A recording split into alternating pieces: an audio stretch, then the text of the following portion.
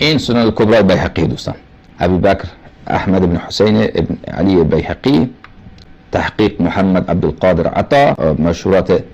محمد علی بیضون در الکتب العلمیه، در مجلد اولش صفحه 208 باید بریم. حدیث 632 ان عمر بن الخطاب بین هو یؤم الناس اذا زلت یده علی ذکره. عمر بن الخطاب امامت مردم را میکرد، مردم در حال نماز، دست خود آورد در وسط نماز، دست خود درون کرد اونجای خود در اون داخل تنبان، ذکر اون آلت ذکوریت رو میگه، دست خود برد روی آلت ذکوریت خود، فاشار الى الناس ان كثوا، بعد به مردم اشاره کرد که شما صبر کنید، ثم خرج، بعد رفت بیرون، فتوضا،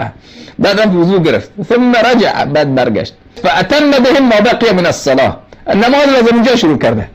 از اونجا که نمازی باطل نمیشه، این هر کاری بکنه اینا صبر میکنه تا خلیفه بره برگرده.